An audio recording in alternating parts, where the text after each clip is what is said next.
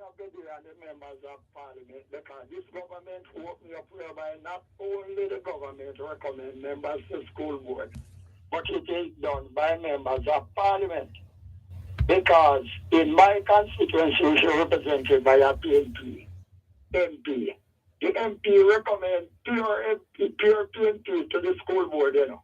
And although we are laborers, we don't get the opportunity to serve on the board. Well, I read a press release earlier on, which spoke to the particular policy, uh, the Public Bodies, what's it, Public Bodies Accountability Act or something like that, which is supposed to see to the structured assignment of individuals to boards. They have to pass uh, a certain mark, a certain level, a certain test, so to speak, in order to sit on boards. I'm told that's where we're going now, based on that. Where's the document? Well, that is good, you know. Yes, because that's how it's not supposed to. We've always had, and it's not unique to Jamaica, where when your political party takes the reins of office, that you want to pack every board with the people who are aligned to you. Now, on the face of it, it does make sense from the standpoint of guarding against sabotage and other acts. However, surely after 60 years of political independence, we should be able to identify professional people, and we're not discriminating when we say professional people who have the capacity to reason. Reasoning ability is important. People who are able to take positions that are not necessarily aligned to the governing party, but decisions that are in the best interest of the particular agency, ministry, department, etc. Yeah. That's really where we need to get to. Yes. Yeah, man. And you remember some time ago you heard about a civic committee in Southeast England, whereby the MP alone has some especially full it with pure PNP to make sure that JP never win that constituency. That was in the news, yes. Yeah, man. And you remember the Pickers Dealer. The what? Hello? Sorry, not sure what happened there. Call us back if you're listening to the radio and want to. We're not sure what happened there. Let's continue with more on your program, Both Sides of the Story, Power 106 FM, still streaming live on the Gleaners website, go-jamaica.com. Good afternoon, Robert Young. Hello to Inez Iona Campbell. And welcome to Sharon Richards. She says, blessed good afternoon to you, Sir Malcolm, and all listeners out there. Love you all. Thanks for your message, Sharon Richards. Let's clear some more messages. This one says, isn't this the gun amnesty month that Chang and the PM promoting? I wonder how many guns have been handed in. Well, if you are caught with an illegal gun after this month, 15 years to your skin. How many guns have been handed over? And today is the 26th of the month. Well, you've put it out there. Over to the Minister of National Security and the Prime Minister. This one says, hello, Dervan. This is Calvin Lake. Back in Mobay, you brought back memories from Spanish O-level Form 5 era when you mentioned the word acute accent that has the upward slant stroke, and don't forget the reflex accent that curves. For example, Nino and Nina, etc. And my condolences to the actress. Reference there to Leonie Forbes. Your Spanish knowledge is awesome. Announced yesterday. Thank you, Calvin Lake. Thank you very much for your message, Calvin Lake. Horace Spider says, good afternoon, Mr. Malcolm. A lot has been passing me by these days. I even missed out on what the Prime Minister said about that massive drugs bust that took place at Boscobel Airdrome. You don't have to tell me everything he said because maybe that would take up too much time. Just some of what he said. No, that missed me too. Anyway, this person says just some of what he said. Mr. Malcolm, based on what my mind is telling me, I can't believe it is saying that based on what Juliet Holness is saying about the people who voted for the PNP are a set nasty people. Good God, Dervan, is some of these people gone mad? My late father used to vote for the PNP, and cleaner than him you could not find. We always like to reference when the foot in mouth disease is manifest itself in our politicians. We always like to quote from a politician. Irony, right? Former Prime Minister P.J. Patterson, who said, when you occupy certain positions, you give up freedom of speech. You're not free to just run your mouth. Some people apparently still don't get it. Sorry, we it's something we preach on this program all the time. Those who get it, more power to you. Those who don't, sorry, can't help you. More in a moment. Protecting Jamaica's borders from illicit imports and exports is a key priority for the Jamaica Customs Agency. The JCA will remain vigilant and resolute in effectively fulfilling this mandate. The time by the Jamaica Customs Agency is 8:30. Tune in every Thursday at 3:30 p.m. for Your Legal Corner with Dana Walker Huntington, doing both sides of the story with Dervan Malcolm on Power 106 FM. It's your source of information regarding U.S. immigration matters, combined with Power 106 FM's pioneer of diaspora broadcasting. Call in with your U.S. immigration queries and concerns on 876-9224-11225 or send a text or WhatsApp message to 876-279-8598 and get the answers you need for your U.S. immigration questions. That's Your Legal Corner with Daily Walker Huntington, Thursdays at 3:30 p.m. during both sides of the story with Dervan Malcolm, only on Power 106 FM. Welcome to Your Legal Corner on Power 106 FM, your source of information for all matters regarding U.S. immigration. Call in with your questions and concerns on 876-9224-11225. You can send a text or WhatsApp message to 876-279-8598. Time now for Your Legal Corner during both sides of the story, right here on Power 106 FM. It is a Thursday afternoon, just after 3:30, and that means time for Your Legal Corner with U.S. Immigration Attorney Dahlia Walker Huntington. Good afternoon, Miss Dahlia. How are you?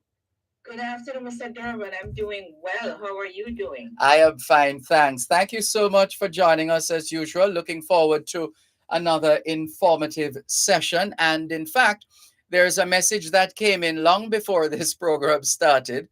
So we're going to go right to it. Good afternoon for Miss Dahlia about immigration. My husband filed for me in 2018, did all the necessary paperwork, got the interview date, but was denied the green card and was, is this referred, REFFED, referred to section 212A9, B1, 11.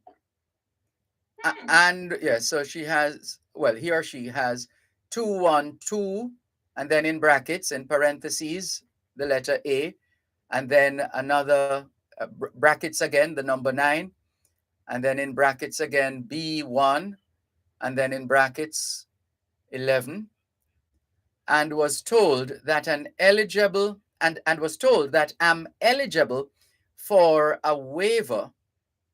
I did all that she said I am to give proof of hardships in order to grant the waiver.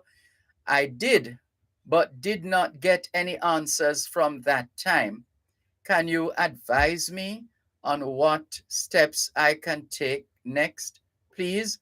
And then she sends us a rejoinder. She says, the time for the waiver has passed and the sanctions 212A9, the A and the 9 in brackets, which was February 2022. I'd like to know the next option. I don't know if you... Okay. So that's a very detailed and specific question. So Yes. let me do my best to be as general as possible, having said that it's detailed. So 212A9B double I is unlawful presence, which means that the person who was trying to come to America had been here before, overstayed their time, and then left. So they were subject to mandatory bars. They could have also come in without inspection and then left. But in any event, while in America, they accrued unlawful presence. It added up, and then they left the country. So once you leave after having accumulated unlawful presence, you're subject to a mandatory bar.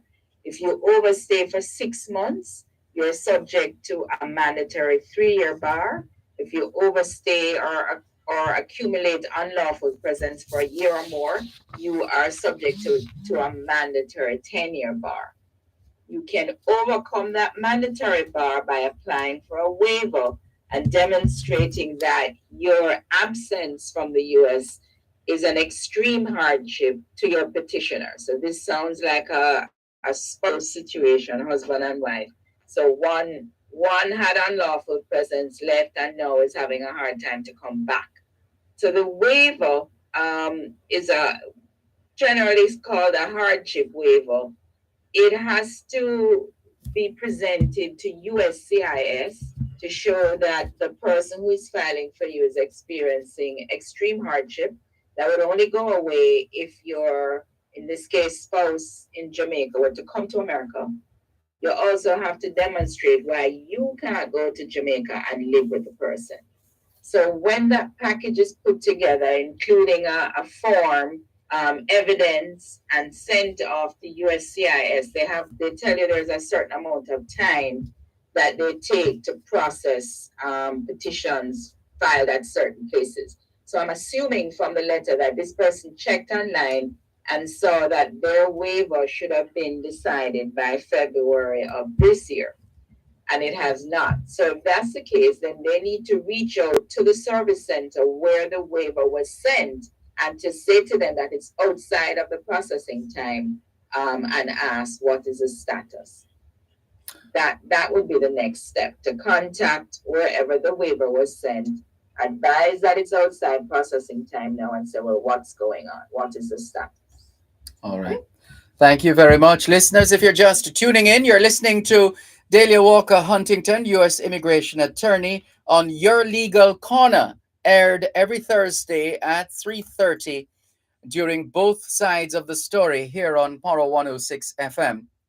The numbers to call, 876-922-4113 or 4112-5. 876-922-4112-5. The text line is the same as the WhatsApp number, so you can send your text messages, your WhatsApp messages, and I dare say your voice notes as well. That WhatsApp number is the Power 106 WhatsApp number, 876-279-8598. 876-279-8598. You can also send an email message to yourlegalcorner106@gmail.com. That's yourlegalcorner 106 at gmail.com. Here's another message for you, Miss Delia. Yes. Good afternoon, Mr. Malcolm and Lawyer Huntington. This is not about immigrating to the US. I'm a Jamaican living in Jamaica.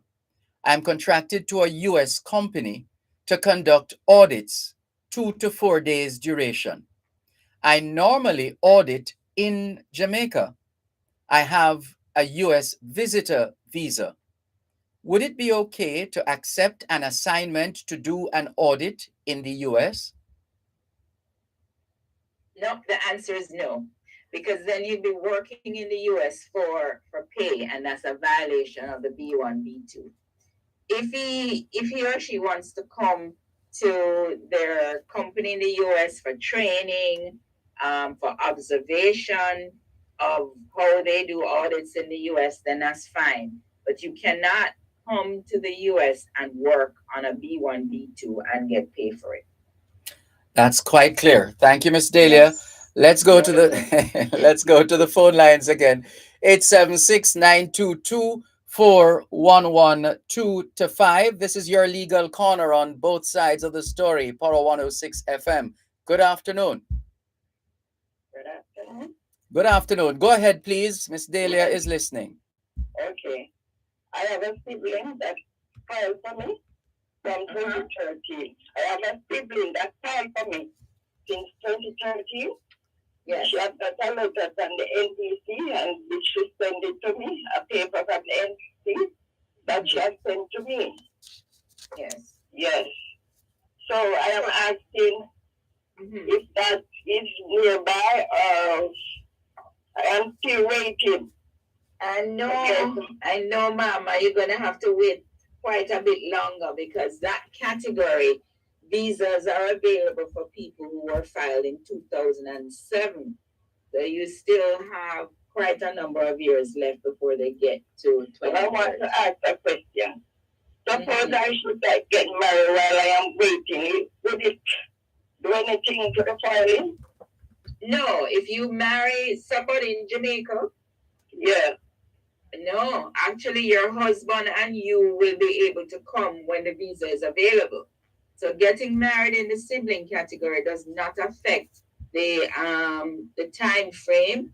It actually gains your husband a benefit because he know both of you will be able to migrate when they're ready to process the paperwork. Okay.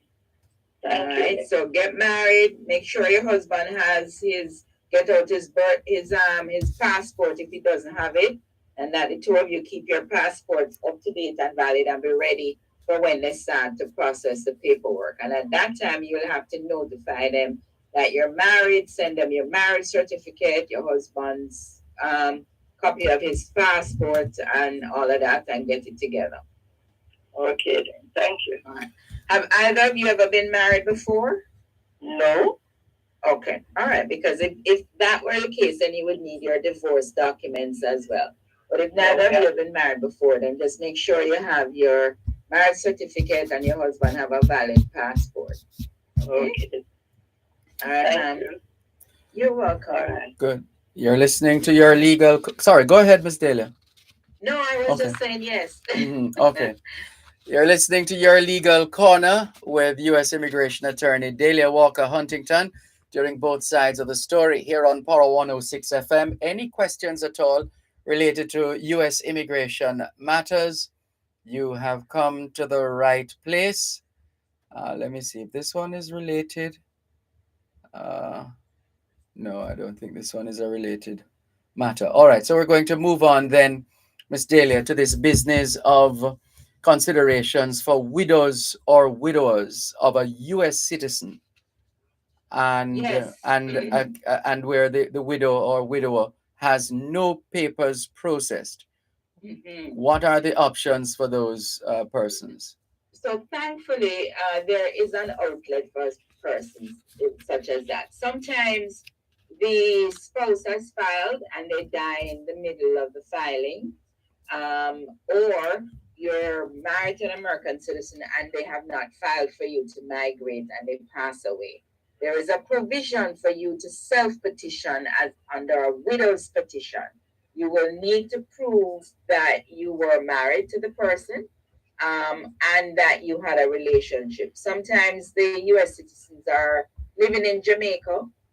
They come home, they're living with their new spouse, but they haven't filed for them yet.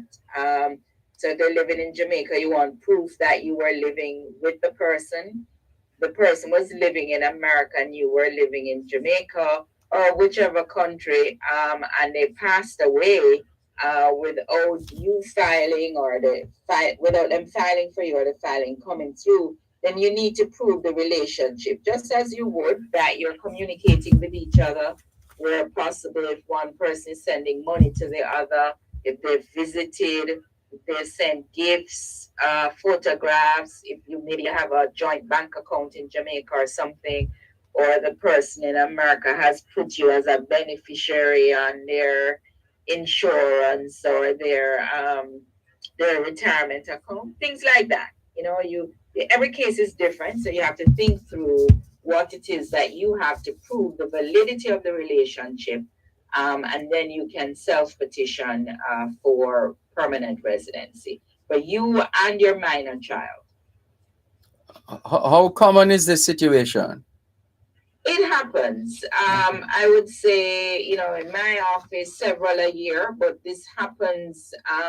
It happens quite often because you find people will come in, and I see this Sorry, mostly with one men. moment. Sorry to cut you mid sentence. We need to Sure. take a break. One moment, please. You're listening to Power 106 FM. The time is now 3:45. Monkeypox is in Jamaica. If you are experiencing fever, intense headache, muscle aches, and/or rash on the skin, you must isolate immediately and call ahead to your health center or doctor before visiting. All members of the public should wear a mask, frequently wash hands, and practice physical distancing. A message from the Ministry of Health and Wellness. You are an exporter, helping to elevate the face of our international trade. But in order to do that, and all the other tasks on your list, you need someone that understands you. We know that finding adequate collateral as a SME can sometimes be challenging, which is why we've partnered with our friends at JMB to bring you the Exim Expert Guarantee to give you that extra collateral support where you may need it. Call Exim Bank to find out more about the Exim Export Guarantee. Exim Bank. By helping businesses, we save lives and livelihood. You're listening to Your Legal Corner, your source of information on all matters regarding U.S. immigration. You can call in with your questions and concerns on 876-922-41125. You can send a text or WhatsApp message to 876-279-8598. Now, back to Your Legal Corner during both sides of the story on Power 106 FM. Thanks a lot for staying with us on today's edition of Your Legal Corner with U.S. Immigration Attorney Dahlia Walker Huntington during both sides of the story here on Power 106 FM. Still taking your calls on 876-922-411225. Any matter to do with U.S. immigration, you've come to the right place. 876-922-411225. The WhatsApp number is 876-279-8598. 876-279-8598. And you can send your email messages to yourlegalcorner106@gmail.com. That's yourlegalcorner106@gmail.com. And Miss Dahlia, you were telling us a little more, you were developing on the point with respect to the widows of or widowers of a U.S. citizen and the widower having no papers processed and the options for those persons. I had asked how frequent or how common was this scenario. And I was saying that it happens pretty frequently, and in generalizing, I see the typical scenario, and we've seen all, but the typical scenario is an older gentleman who's worked in the U.S., he's retired, he's single, he goes back to Jamaica to live, to retire, meets someone in Jamaica, marries them, but really didn't file for them to get a green card because he doesn't want to come back to the U.S. But he passes away, and now the wife is eligible, to file for self petition for a green card for herself and her minor children. And as I've said, we've seen young people marry and pass away. It doesn't matter. Some of them are in the US, and that happens. You're married to an American citizen, they never file and they pass away. The one caveat, though, Dervan, is that the filing, the self petitioning, has to take place within 2 years of the American citizen dying. So if your spouse died 5 years ago and you haven't filed, then you've passed the deadline and it's not possible. But you must make that request for the widow's application within 2 years, proving that you were in fact married to the person. In some cases, if you were living together, you have to prove that. If you weren't living together, then you still have to prove the validity of the relationship. I see. All right, let's give you another question here coming through. This one says, "Good afternoon to you both. My wife filed for me. My case was sent to NVC in April. All fees paid. They asked for my police report and passport. They got that in May. But we have not heard anything since then. Is this normal? Also, what category am I? What category? I'm in F1 or F2. Thank you." Okay, so let me answer that last part first. So if wife filed and wife is a green card holder, then you're in F2A, which is a current category or preference category. If wife is an American citizen and filed for you, then there's no preference category for that. It's just current, and it's as quickly as the paperwork can be processed. What sounds like is happening to me is that this person is waiting on the NBC to tell them what steps are next. They need to go to the CEAC website, SEAC, and see whether or not they have done their visa application, whether the petitioner has done the affidavit of support. Many years ago, the NVC would send you step by step what you're to do. Now it's all online, and they expect that you have read the instructions, and that you're aware that you're the one who needs to act, because they certainly would not, if everything had been done since April or May, they would have responded that we have all we need, or you didn't do this on this form or that form. So it sounds to me like they're sitting and waiting for instructions from NBC, when in fact the instructions were sent in the email, and they need to be responding, not the NBC. Thank you very much, Ms. Dahlia. Yes. Listeners, again, if you're just tuning in, this is your legal corner during both sides of the story on Power 106 FM. It's aired every Thursday at 3:30 p.m. And we have been hearing a lot of immigration matters being covered so far. That's essentially what is covered here, U.S. immigration matters. And the numbers to call if you have questions, 876-922-4112-5. 876-922-4112-5. The text line and the WhatsApp number are one and the same. 876-279-8598. 876-279-8598. You can send your email messages to yourlegalcorner106@gmail.com. That's yourlegalcorner106@gmail.com. Here's another message for you, Miss Dahlia. I have a question. A pleasant good afternoon, all. Can I get a visa while on filing? My dad filed for me from 2008. However, I've been to the U.S. Embassy and was turned down. However, I have an interview with the U.S. Embassy on Monday, the 31st of October, 2022.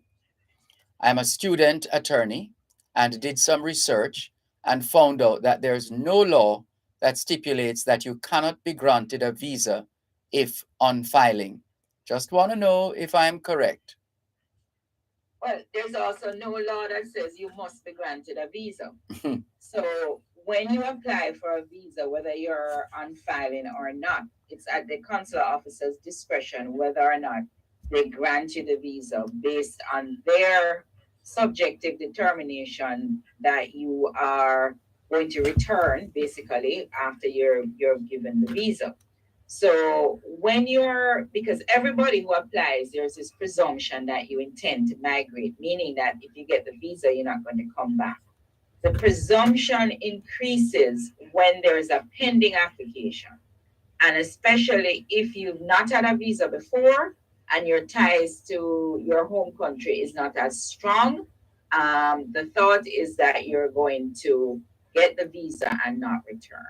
So while there's no law that says you can't get one, there's no law that says that you're entitled to a visa. Sadly. Thank you, Miss Yeah. Delia. Here's another one. Miss Delia, I was deported for a marijuana misdemeanor. The Fed pardoned 40 state persons on ganja charge. I was a green card holder. That include kind of disjointed here. But let me read the other part. I don't know if any of that we just read made sense. I was deported for a marijuana misdemeanor. The Fed pardoned 40 state persons on ganja charge. I was a green card holder. That include, so that's unfinished. But you can decide to respond on what we have so far. But there's Yes. So, Mhm. People for whether you are a green card holder or you're a visitor or you're undocumented, if you have a marijuana charge and it's possession and it's more than 30 grams, which is a little bit more than an ounce of marijuana, you're going to get deported because there is no waiver for it. Uh, the last few years, there have been some case law that came out that says that if the case, if it's not oh my goodness, a felony for under the federal statute, then maybe you have some argument. But these cases are very specific and very difficult. So the person would have to get their file and sit down with an immigration attorney to see what exactly they were charged with.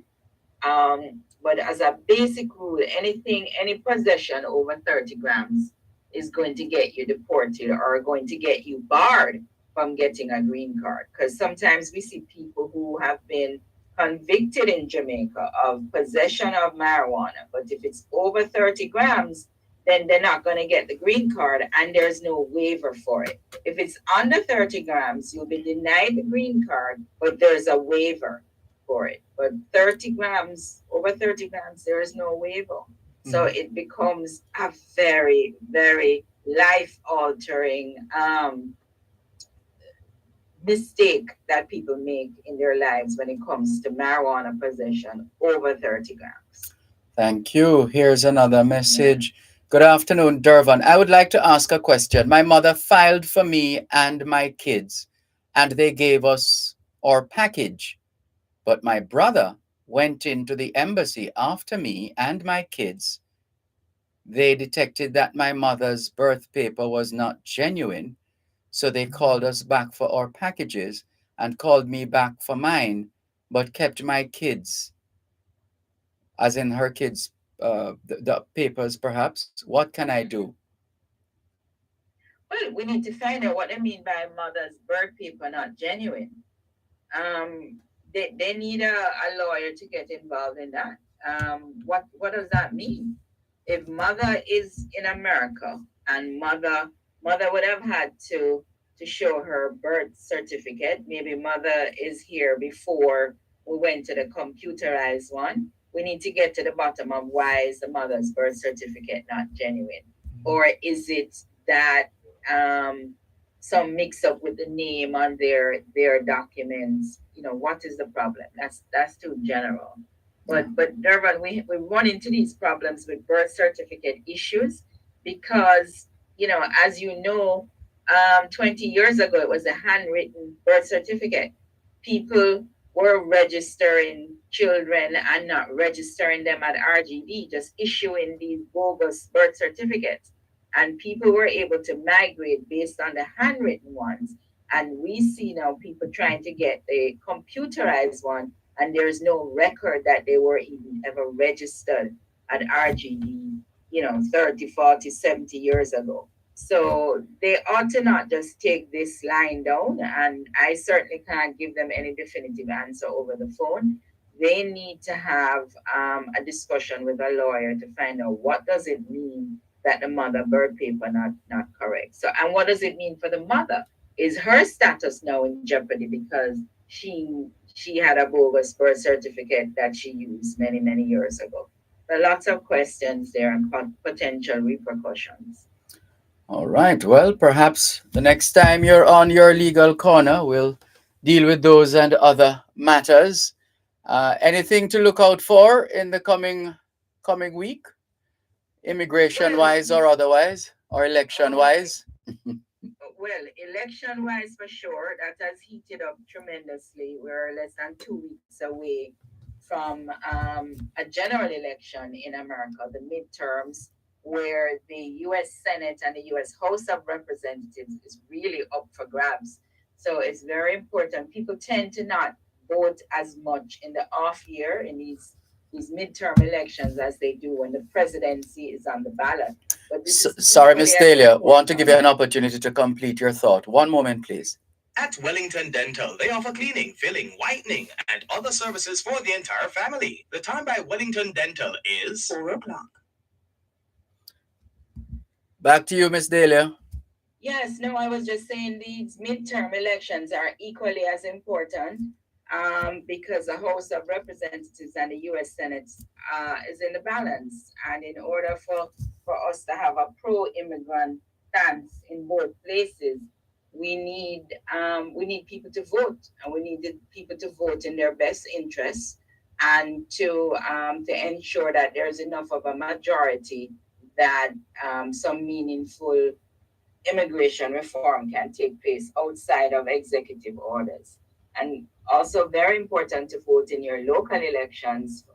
Right now, even school board is important because the pandemic showed us that people were using school boards as political pawns and in part of the culture war. So it's important to know who you're voting for school board, who you're voting for in your state house, the state reps, the state senate, and of course the governors of each state. Very, very important election coming up. Very important.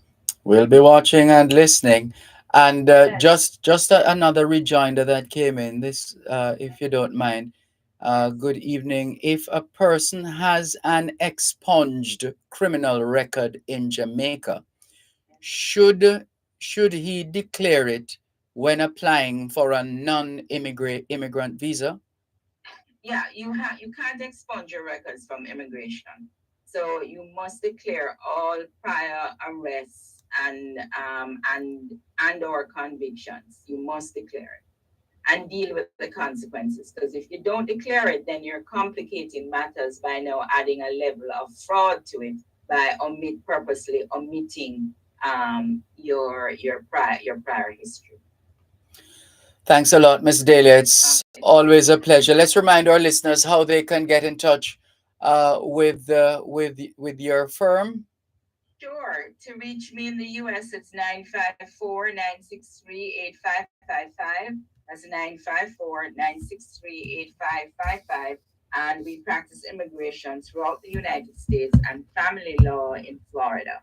And if you're in Jamaica and you want to speak with me, it's 876-969-9666, 969-9666, or 925-0949. Thanks so much, Dervan. Looking forward to next week. Same here. Thanks a lot. Take care. Okay, you too. Bye bye. Delia Walker Huntington, U.S. immigration attorney, ending this week's edition of Your Legal Corner. Join us again next Thursday, 3:30 in the afternoon for Your Legal Corner.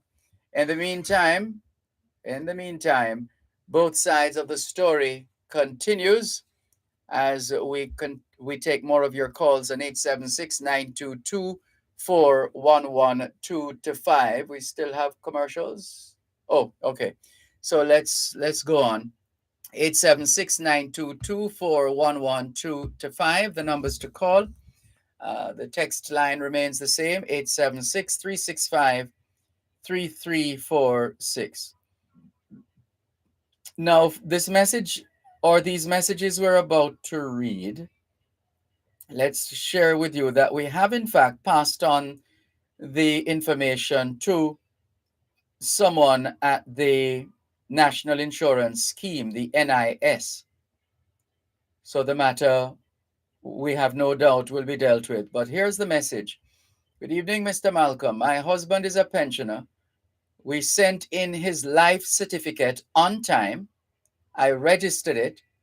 The last time he collected his pension was August.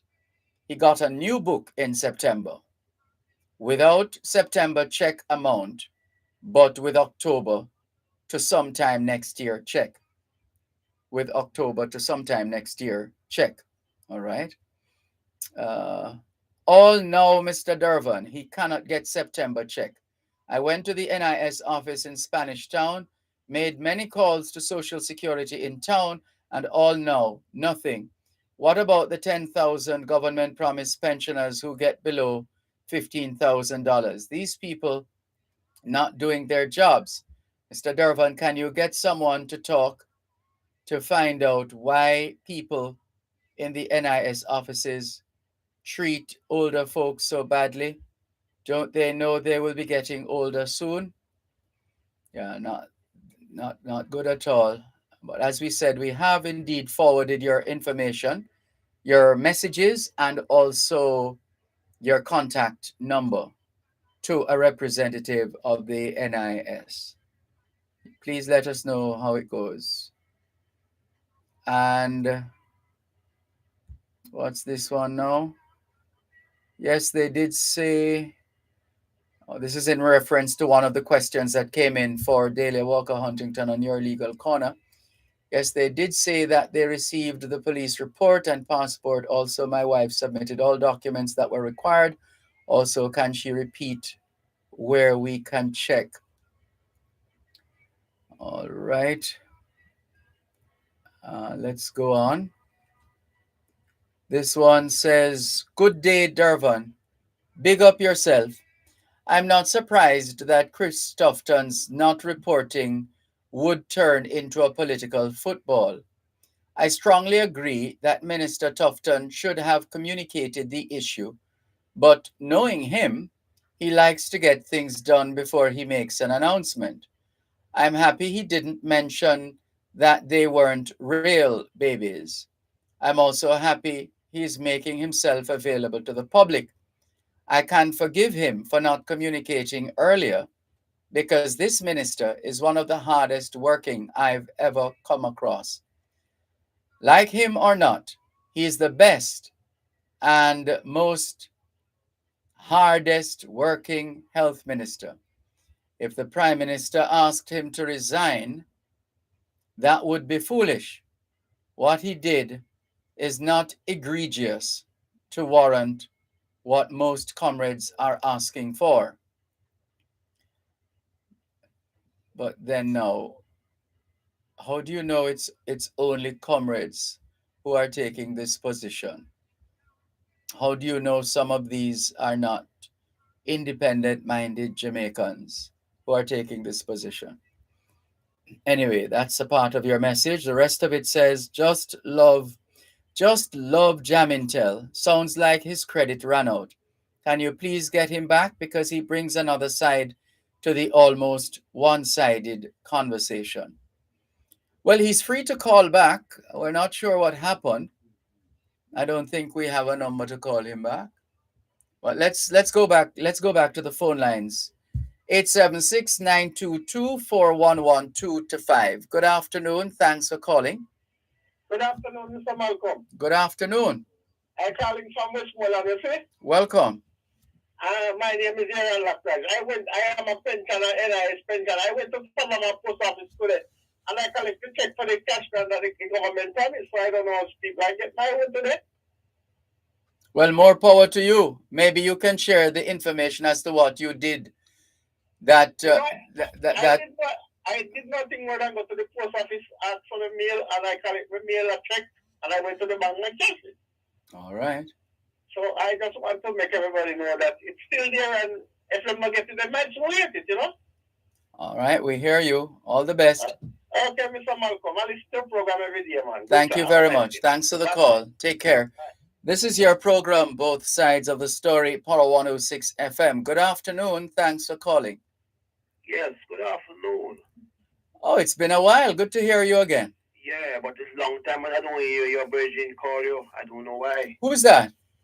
The Rasta man will always call you. I don't Oh. know his name. Well, call him again? He must, Raskava? Yeah. I'm not hear him call you again. No, it must be in Malice. I don't know. Maybe Malice me. Oh, Yeah. the Yeah. incident what happened the other day. Okay. Yes. I just remember that one day. Yes. Hey, and the next thing, what I find out about this government, you see? Mm-hmm. Them love to build road. I mean, and those things, but them not fixing the existing roads. Why them not concentrate on the existing road? Because Before new roads. Yeah, because what happened now? Mm. When you turn on your TV at night, the people end up on the TV and demonstrate. Every night on the TV, we see people that demonstrate about road. The government need to listen to the people cry and go where the people is crying about the bad road. And leave the road them that don't trouble no other road. Just fix the existing road. Could it be that we could, and I'm not into committees and commissions and this and that, but could it be that we perhaps need to look at having a group of professionals, bona fide, certified professionals, to assess the road conditions in every single parish, and then list all of the roads that are in need of repair in order of priority by virtue of how bad the situation is. I'm just wondering if we couldn't take that kind of approach. Otherwise, what you get is a piecemeal approach. Yes. But what I'm saying to you, yes, when the people come on the television and the radio every day, uh-huh. the government don't have anybody to listen. No, but they tell us that they listen to the programs. We are told that there are different because people who listen. I remember one prime minister said that they don't watch TV and they don't watch news. One prime minister, they said that yes, some time ago. I was former Prime Minister Portia Simpson Miller. Yes, she said yes. She don't watch television and she shouldn't listen to news. But the people that is on the radio and the TV crying, the government need to move in and fix the existing road, man. That they must concentrate on. Yes. I never see somebody on the TV and cry say them want the road to widen, you know. I never see that yet. I just want it to be fixed. I never hear somebody say them want new road and they want the road to widen. Mm-hmm. People always say them want existing road to be fixed. Yes. So why the government don't work along with the people, work with the people put you in power, work with the people, man. You understand? Don't do your own thing. Don't take them tax cash and do your own thing. The people have said them want you to fix the existing road. They never say them want you to go build no road and Montego Bay and those things. It's not that them say. Them say fix the existing road. And I went to Patrick City the other day, and you have some nice old-time house in Patrick City. But the road is very bad, man. Why the road looks so, man? Huh. In Patrick City, yes. In Patrick City. I mean, in the scheme, in the Patrick City scheme, mm-hmm. And Pembroke and those places. The road bad, man. There's some big wall there by the road. But the people them drive in at night time, they must take their time and drive in. Mm-hmm. Yeah, it's the government ignore the existing road. and go all the way. A man to go be at about them. I go spend billions of dollars to make new road from Ocho Rios to Negrid. Well, this is why I took the position of priority. What are our priorities when we do the professional assessment of the roads, the places where people are demonstrating? How do we then sign off on which roads should be priority as opposed to trying to fix every single road? But the government is not going where the people is crying. The people is on the TV and the radio crying about fix this road. But they ignore what the people have to say. They're ignoring the people. And I saw the Prime Minister build one bridge in 3 Mile some time ago. I don't see the sense of this big ugly bridge in the middle of 3 Mile. Hey, 3 Mile is a very You mean the flyover, as they call it? Yes, man. Listen what I'm saying. 3 Mile is a very small area. You're gonna build this big ugly bridge in the middle of 3 Mile. 3 Mile is very 3 Mile look very compulsion now, man. Compulse. This big bridge just cover the whole of 3 Miles, man. And the wrong thing him do, man. What him should have done in 3 Mile is fix the road in 3 Mile and him can widen the road and build proper sidewalk. Hold on a moment, please. One moment. You're listening to Power 106 FM. The time is now 4:15. Tune in to Farm Talk every second and third Tuesday of each month at 6:18 a.m. for the feature High-Pro Food Independence. High-Pro Food Independence will focus on solutions for farmers, such as land, animal husbandry, agronomy, and more. That's High-Pro Food Independence every second and third Tuesday from 6:18 to 6:30 a.m. during Farm Talk, only on Power 106 FM. High-Pro Food Independence is sponsored by High-Pro.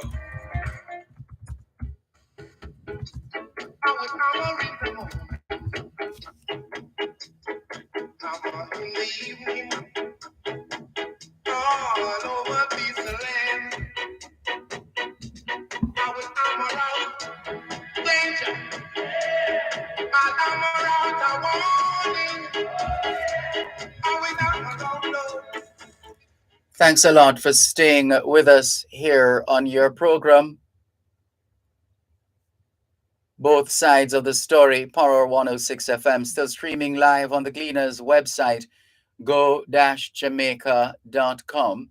Thanks for holding.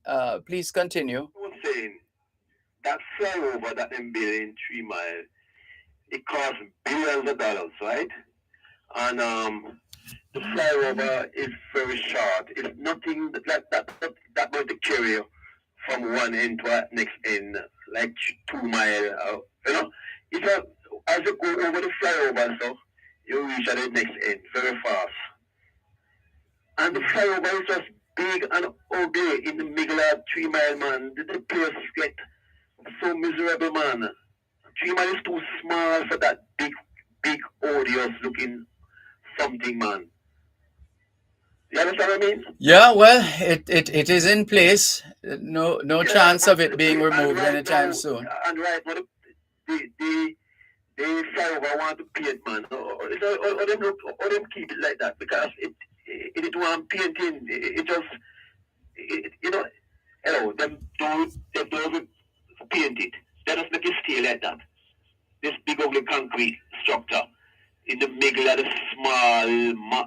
small 3 Mile. Well, maybe somebody should do a poll and ask people what they think about it. It looks too horrible right there, man. And it don't really make much sense right there, man. Because as you go over the flyover, you're going to end up in a traffic again, same way. As you go over the flyover, so you'll find yourself in a traffic again. You understand what I mean? And he spent so much millions of dollars for that flyover. What 3 Mile did want, man? All him should have do is just widen the road in 3 Mile and fix up a nice sidewalk and have a water fountain in the middle at the roundabout and make the place look beautiful and paint and plant some palm tree. You understand? And make the place look nice. You just have this big ugly unpaint concrete structure in the middle of the little small 3 mile square. All right. So, it's just taking the taxpayer cash and a waste it and to pay foolish. Well, let's hear what others have to say. Thank you. It need to, Yes. it need to, wheel and come again, man. All Stop right. wasting the cash, man. And waste, you understand? Waste the money. The other day, he take up $1 billion and build a park in a Montego Bay. One park they call Harmony Park. $1 billion even use, and build that park. And that $1 billion can fix a lot of existing road.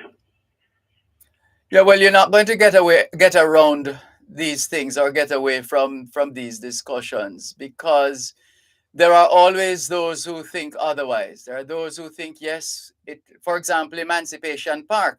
Former Prime Minister Patterson took a lot of flack for Emancipation Park. People are saying, what is that, and the statues and the this, and why do we need that in the why we didn't put something else there, etc. But Emancipation Park has served and continues to serve a purpose. The same thing with the National Stadium. There were those who were against the building of a national stadium. Now we're crying out for a bigger stadium so more of us can pack in and go to champs, etc., etc. Emancipation Park is totally different from Harmony Park, because the era where they put Emancipation Park, it used to be a big dust bowl, True. Big dust bowl. And the Housing Trust is a person, is a company that's sponsoring the Emancipation Park. The agency, yes. Him take the $1 billion and build a Harmony Park. That was a seaside. A nice seaside. That all him need to do is just fix up the seaside area. Well, I was wondering when you would say that, because I would have been shocked to hear somebody like you, who's always talked about the aesthetics of an area, to be saying that it didn't need anything done to it. Yes, because listen, all right, like when we build that park now, the Harmony Park, who is going to maintain it? Because I must say Emancipation Park is maintained by Housing Trust. Who is maintaining the Harmony Park? Who's going to keep it up to the standard? I am sure there must be some organization, some group that has responsibility. They couldn't just leave it up like that. No, man. Just the same thing. No, but Emancipation Park is an example. They haven't left. Management continues to manage Emancipation Park. So we would expect the government said will be in charge of the maintenance of Harmony Park. I don't know. I'd have to read up on that. But come on now. Think about it. Surely a body of people must have responsibility for the effective management of this public park, as has been the case with the Emancipation Park. And I would be shocked. If that were not the case. Well, the government need to call and tell the public who they put in charge of maintaining the Harmony Park, what them take $1 billion and build. Emancipation Park was needed to be built because there was a dust bowl. It was a big dust bowl right here, so we can't have this dust bowl. You understand? Where they put the Harmony Park, there was no dust bowl there. All right, your point is made up. Other people waiting in line. Thank you very much for the call. Take care. This is your program, Both Sides of the Story, Power 106 FM. Good afternoon. Thanks for calling. Hello? Hello, good afternoon. Good afternoon. We're struggling to hear you. A lot of noise on your line. Afternoon, sir. Afternoon. I have a problem here. I'm asking you please to inquire about it for me regarding my retirement pension application. What we can do, try not to listen to the radio. It will confuse you. let's take your contact details off air, and we will forward your details to the is this NIS related, you said? I'm going to give you the reference number. Sorry, I'm just confirming. Is it NIS related? Yes. All right, hold the line, please. Leave the contact details and other relevant information with our program assistant on duty, Adrian. He's going to collect that data from you now, and we will pass it on to a representative at the NIS, part of the Ministry of Labor and Social Security. This is your program, Both Sides of the Story, Power 106 FM. Good afternoon. Thanks for calling. Good evening, Mr. Malcolm. Good afternoon. Yes, sir. Is everything, sir?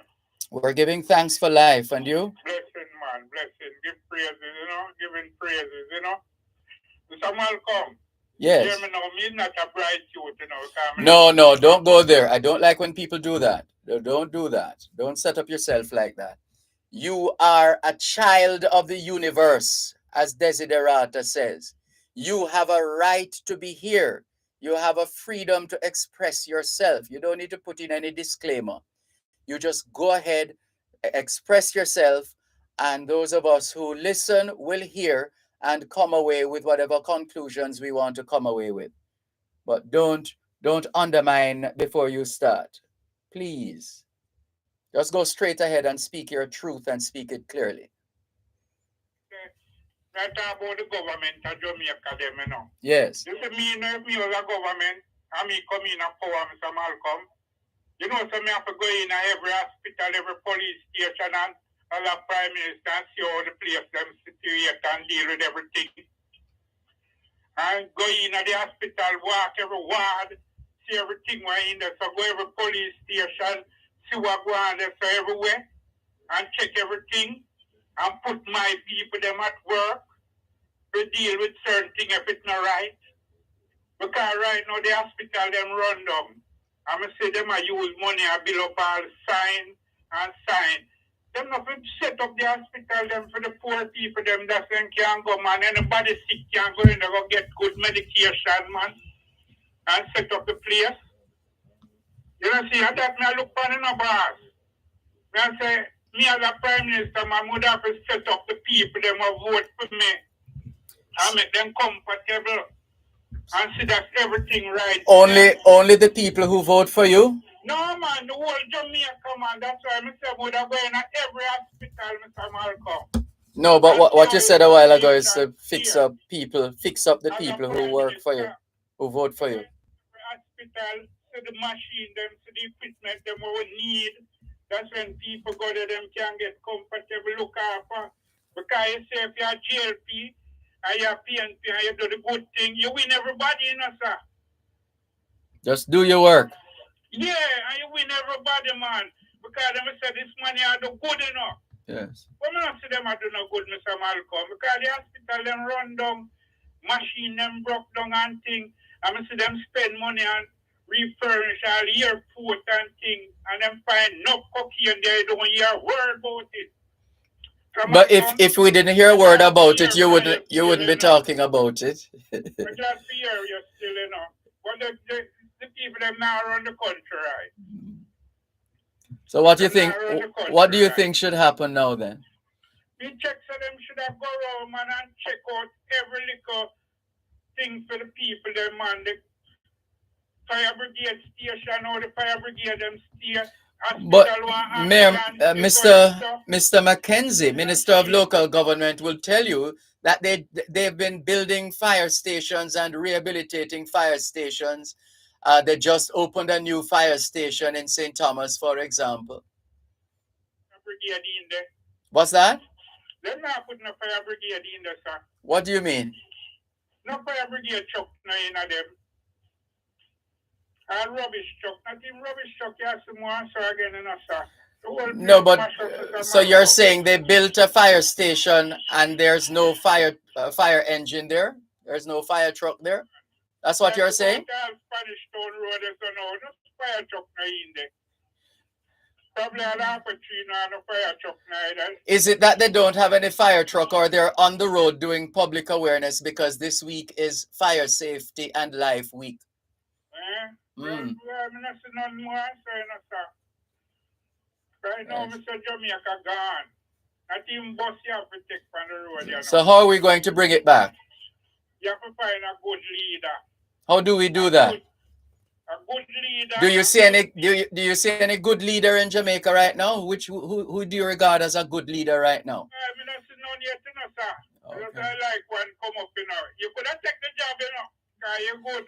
No, we all serve in our different fields of endeavor. All right, sir. Respect you still, we just call that to set you still, sir. Well, we thank you for the call. Yeah, I have blessings. Take care. Yeah? Blessings to you too. Take care. Yeah, blessings. All right, take care. This is your program, Both Sides of the Story. Power 106 FM, still streaming live on the Gleaners website, go-jamaica.com. Good afternoon to Al Grant. Thank you very much for joining us. Oliver Masters says, I too will testify of not hearing Mr. Carver, whom I appreciate, has been missing in a little bit. But Mr. Balance do call into other platforms and do knows that he is appreciated a great deal. Thank you for your message, Oliver Masters. Then he goes on to write, 3 Mile caller do need for Guan I am yard and widen him walkway and install fish pool fountain. All right. Thank you for your message. Let's go to the WhatsApp messages right now. 876-365-3346. 876-365-3346. Let's see the other messages that have come in. This one from Nardia.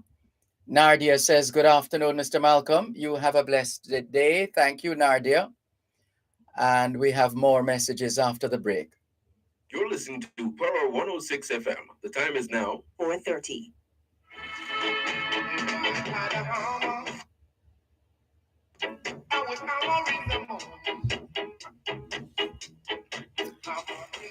¿Qué hora es en español? Son las 4:30. Quelle heure est-il en français? Les 4:30. 现在几点了？10点.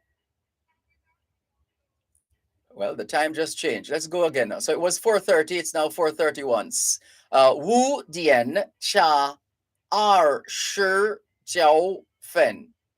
29 minutes to 5 o'clock in the afternoon here at Broadcast House, 32 Lyndhurst Road, Kingston 5, St. Andrew, Jamaica. Have you had a checkup lately? If not, now's a good time. Let's not wait till we get sick to get a checkup. How about that? And the students, schoolers, have you done your homework yet? If not, now is a good time. Good afternoon to all the students listening to us from the early childhood level to the secondary level. Trust you had a productive day of learning today. Hope you also managed to get in some physical activity, just as important as mental activity. As we always say, young people, socialization makes you educable. Education makes you trainable. Training makes you employable. And the right attitude makes you successful. Homework time, young people.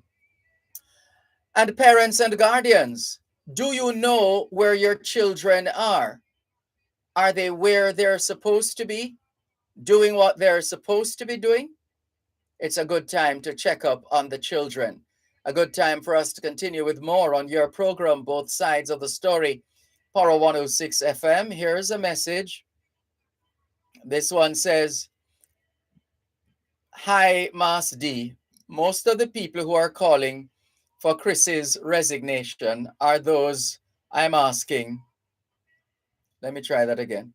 Hi, Dervan. Hold on. Right, let's go back. Another string of message was just added. So let's go from the top. Hi, Mas D. Most of the people who are calling for Chris's resignation are those who call or text the show every day, stating that the government not doing anything. So I know they are not independent minded, LOL. You know, when you make these statements, you're going to have to flip it, because it's you're, by virtue of what you say, a spotlight is also shining on you. Right. Anyway, another of the messages. Can you please tell Raskava to come back now? Tell tell tell him Bex with him, so that we can so that he can come back. Well, anybody who listens to this program would hear the expression. I've always said, we not carry belly for people, right? That's the Jamaican expression. We say what we have to say and we move on, right? So we don't have a people either. We're not into that, because we learned a long time ago that the jailer and the jailed are both in jail. And my colleague Alti Hilton used to say, when you vex with people, you have to, first of all, you have to remember that you vex with them, right? And so on and so forth. So no, we don't. We harbor absolutely no ill will to anyone. Was it Peter Tosh who has a song, "Harm no man, let no man harm you," or words to that effect? I prefer, and I like as well, the one by it's the Hippocratic Oath: do no harm, do no harm. Hippocratic Oath that the doctors take. Right. Another string of that message. Hi, Dervan. Is that caller who mentioned that they should paint the overpass okay? I am asking if he's okay, because where in the world have you been and they paint overpasses? The amount of money it would take to do that. The overpass is progress. The one thing he says that I agree to is that it's too short.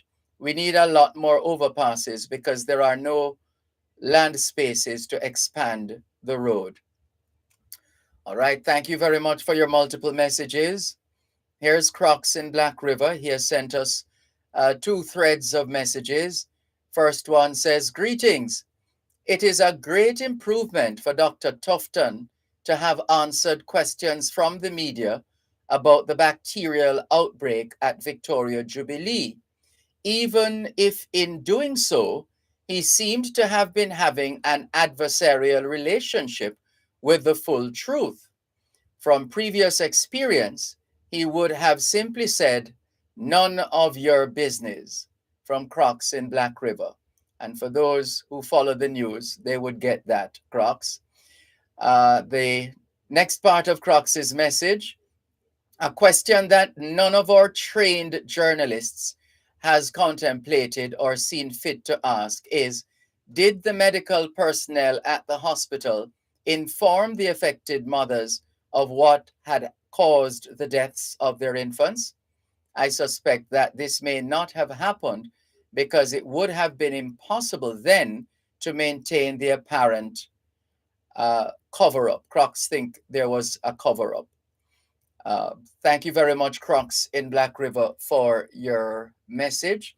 Well, Bob Marley reminded us in one of his songs, what was hidden in the dark must come out to light. And so who can cover up anything in this day and age, by the way, when people have their smart devices and they can go on and send this message on WhatsApp to say, hear what happened, and send this voice note and so on. And before it even gets to mainstream media, it's all over social media. So, well, there you go. Patriotic Jamaican in New York says, Mr. Malcolm, I think this caller does not want to see development. I guess he's just nostalgic over the horse and buggy days. I wonder what he thinks about modern high-rise buildings in Kingston. He needs to understand that these are modern times, says Patriotic Jamaican in New York. And I don't want to forget. So thank you very much, Adrian. Let's just forward this message right away to the person, the senior citizen who has issues with respect to his pension. We are going to forward his details to a representative of the Ministry of Labor and Social Security, and more specifically, those who have anything to do with the NIS. So we just forwarded his information, contact numbers, and also his reference number, and over to the team with responsibility for pension matters, pensioners, NIS matters. Right. Let's see. Who is this now? Here's another message. This one is from Neville, otherwise known as Salah. Neville Salah Solomon says, Dervan, that Labourite caller who wants Tufton not to get fired. Wonder if his memory fading. Does he remember what they did to Fenton Ferguson? Tufton needs to resign. Seemed he was hiding something from the public. I'm Salah from Kingston. And then he goes on to say, Dervan, it's only Mutty Perkins and a few Labourites who was opposing the park. Mutty even renamed Emancipation Park Penis Park. I'm Salah from Kingston. Thank you for your messages, Salah in Kingston. There are different people who have different positions on a variety of issues, not least of all that which you have put forward. Thank you for your messages. Spider says, Mr. Malcolm, it's a disgrace to see what is happening on Waltham Park Road and a section of Spanish Town Road. Don't know if is the NWC dig up the road and install pipe right across the road at several sections of the road, fill it up with marl and leave it. They come and wash it out, leave this huge trench in several sections of the road, causing a massive backlog of traffic. It's unbelievable to see what is happening there. And there is a huge pothole on Spanish Town Road. That hole is about 18 inches deep in the middle of the road, in front Robinson's drugstore. I passed there on Tuesday, so I don't know if it has been fixed. Well, we hope that those who are supposed to see these things and act have in fact seen the roads that you have mentioned and will in fact act if they have not already acted. That's all we can say. Those who, there are people who are handsomely paid in this country to get the job done, to get things done. And so just do it, just get it done. Just do your job. H. Morgan in Birmingham says, good afternoon once again, Dervan. From listening to you, I conclude you are a big supporter of education for young people, which I support because they are the businessmen and women of tomorrow. But a big, very big concern that I'm reading in the Gleaner headline, gun crimes by school-age children spark concern. It goes on to say school-age children committing 52 gun-related murders and 82 shootings in Jamaica since 2018. This is a shocking and damning report. Shocking and damning report. Surely, if this is so, this cannot be allowed to continue. If it does, then the gun crimes in Jamaica will become uncontrollable. It is bad as it is at the moment, so to allow this to escalate would spell disaster for the country. I too am shocked at those numbers. Clearly, some entity or individual has been doing a good job of keeping those numbers away from us. I had no idea. So I share your shock and your description of the report as damning. So the question now is, now that this data has been publicized for the first time in my lifetime, maybe I haven't read enough, maybe I haven't seen enough, Maybe I haven't been around long enough, but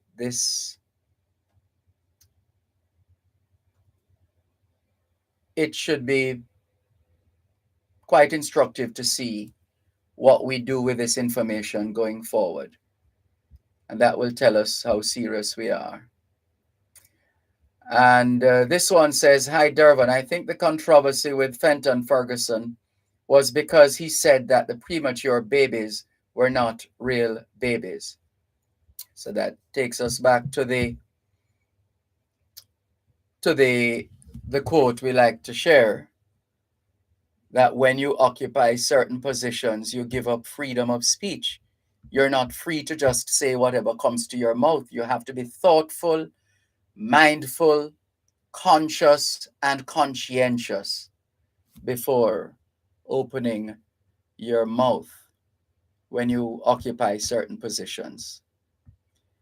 Let's see. Anthony Davis says, Hi, Mr. Malcolm. Where's the Commissioner of Police? He did turn up at the King's House ceremony on Heroes Day, and he's absent from all mainstream and social media for a few weeks now. Maybe he's taking a break, I don't know. He has had COVID twice now, I believe. And who knows what else is happening. And he's supposed to be the leader of a team, and where the leader is unavailable, then members of the team deputize. There's more after the break. You're listening to Power 106 FM. The time is now 4:45. For all your fire protection needs, contact Fire Equipment Sales and Services. They have fire extinguishers and hoses, water safety boots, first aid kits, gloves and goggles, overalls and safety helmets, demonstration for fire drills, also staff training. They offer competitive rates. Fire Equipment Sales and Services, 6 Park Avenue, Kingston 5, 876-649-0618 or 876-486-6587. Don't take chances. Prevent a fire. Western Jamaica's largest business expo and trade show is back! The Montego Bay Chamber of Commerce and Industry Expo 2022 comes alive from November 4 to 6 at the Montego Bay Convention Center. Come experience over 100 businesses, our job fair, Investable Bay Forum, Guineas Village, daily live entertainment, and more. Admission free! The Montego Bay Chamber of Commerce and Industry Expo 2022 is sponsored by TEF, GSAJ, Ascend Innovation, MPJ Airports Limited, JPS, and the RJR Galena Communications Group. Tune in every Thursday at 3:30 p.m. for Your Legal Corner with Dana Walker Huntington, during both sides of the story with Dervan Malcolm on Power 106 FM. It's your source of information regarding U.S. immigration matters, combined with Power 106 FM's pioneer of diaspora broadcasting. Call in with your U.S. immigration queries and concerns on 876-9224-11225.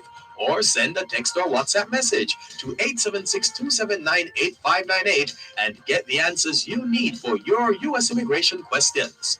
That's Your Legal Corner with Dana Walker Huntington, Thursdays at 3:30 p.m. during both sides of the story with Dervan Malcolm, only on Power 106 FM.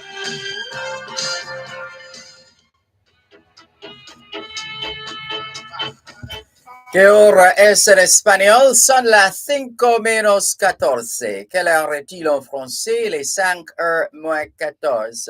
CNC, TDN Le. Time just changed. We were telling you 14 minutes to 5. It's now, let's see, CNC, TDN Le. O Dien Cha Shi San Fen. It's now 13 minutes to 5 o'clock in the afternoon here at Broadcast House, 32 Lyndhurst Road, Kingston 5, St. Andrew, Jamaica. Good afternoon to all working Jamaicans tuned in to both sides of the story here on Power 106 FM. It's a good time for us to ask ourselves, how productive have we been today? How productive have we been today? Vernon Hunter says, good afternoon, Sir Malcolm. To you too, Vernon Hunter.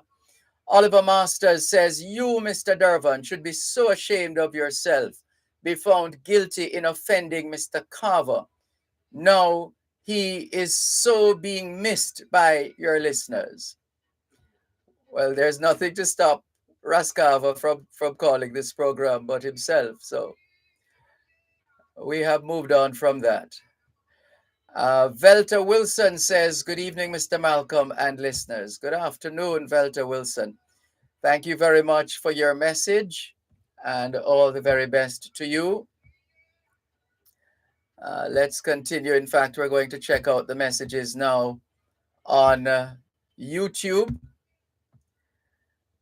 having shared with you the messages on Facebook Live. Just trying to make sure we cover and we carry and share as many of your messages as possible. So that's what we are doing right now. All right, where do we start? Let's go to Richard Oldacre. He says, teaching children that they can do anything wrong and Jesus make God forgives them is dangerous. Then, well, this is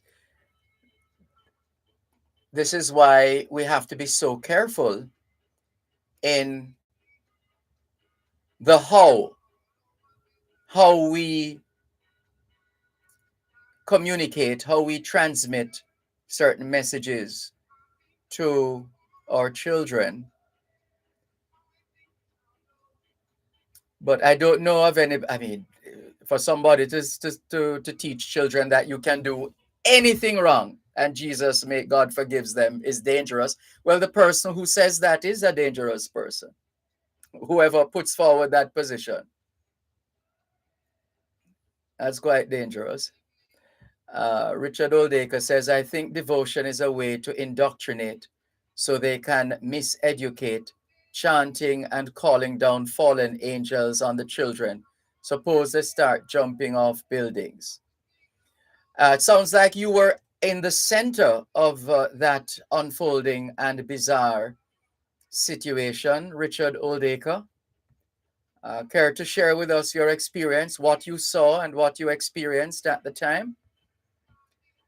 Thank you for your message. Continuing with more on your program, Both Sides of the Story, Power 106 FM. Still streaming live on the Gleaners website, go-jamaica.com, live on your smart devices all over the world. Taking your calls on 876-922-4112-5. 876-922-4112-5. Text line, same as the WhatsApp number. Let's see if we can leave with you a couple nuggets of history before we wrap today's edition of your program, Both Sides of the Story, here on Power 106 FM. Where shall we go now? Let's go to... Some of these are pretty lengthy. We don't have a lot of time. So let's just choose a couple of these and share with you, our faithful listeners at home and abroad, here on Both Sides of the Story, Power 106 FM. The final full ceremonial parade of the West India Regiment was held at Upper Camp on this day in 1926. In a solemn and inspiring ceremony, the governor paid his own personal farewell to the regiment's glorious passing, and in February the following year, the colours were taken to England and received by King George V at Buckingham Palace, where they are part of the royal collection. On this day in 1939, St. William Grant, general organizer of the Bustamante Industrial Trade Union, joined officials of the union demanding an amended constitution to give members more say in the organization, and is suspended by Bustamante. But Grant declares, I am not going to get out of the union until it is straightened out, and you, Bustamante, stop fooling the people. You are no czar in this union, and everybody must have a right to say something to you, the leader, whilst it is reasonable on behalf of the union. So this is a situation where we usually say that it should be the norm for members of any organization, whether a trade union or a political party or a business, to be able to respectfully approach the bench, as they say. I'm sorry, I just felt like borrowing that from the courtroom. We should be able, if we're a part of an institution, organization, trade union, political party, we should be able to respectfully express ourselves in the best interest of the organization. It shouldn't be that people then start vexing up with this one, drying up with that one, having up the other one. Come on, man. We're big people. We're adults. Stop behaving like children. We're adults. Let's work out what needs to be worked out and move on. So this that we just shared from 1939 is an indication of some of what happens within an organization when egos clash. Egos. You know what we always say on this program. Man's biggest problem is a three-letter word. E-G-O. Ego. That's it. All right, let's go now to 1944. An order in council was signed. An order in council was signed on this day in 1944, further to the British Colonial Office, granting the colony of Jamaica semi-responsible government on September 20. The proposals finally agreed on were embodied in an order in council signed on this day in 1944 and published in the Jamaica Gazette of November 17, 1944.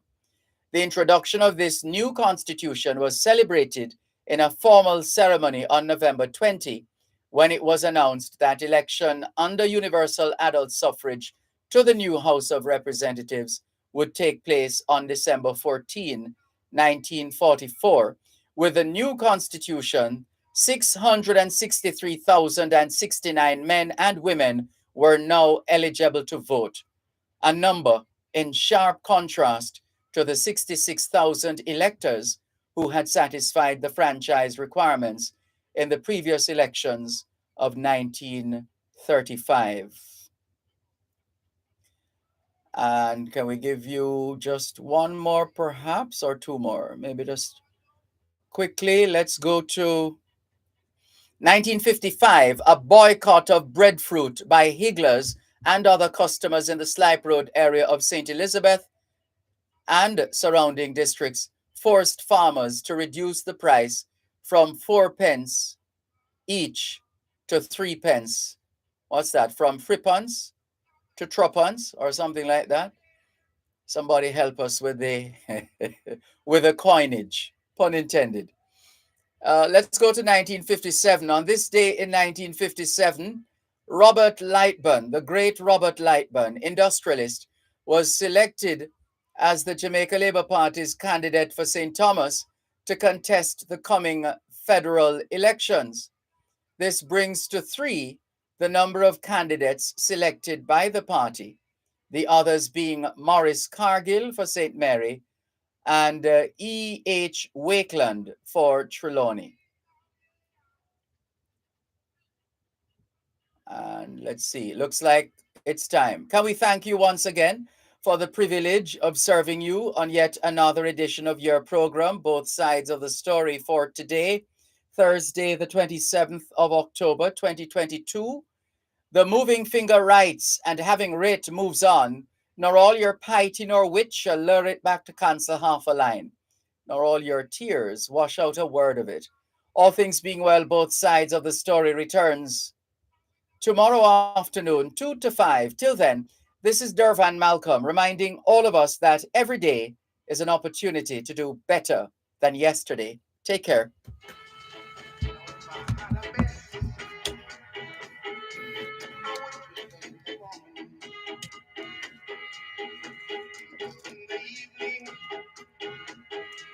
All over this land, I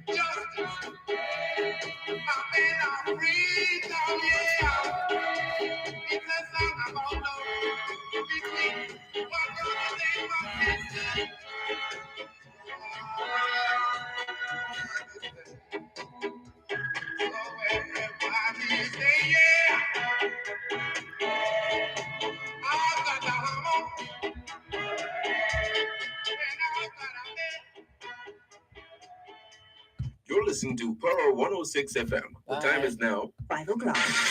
News, comprehensive, powerful, and credible. Power 106 FM now presents a simulcast of Radio Jamaica's News at 5.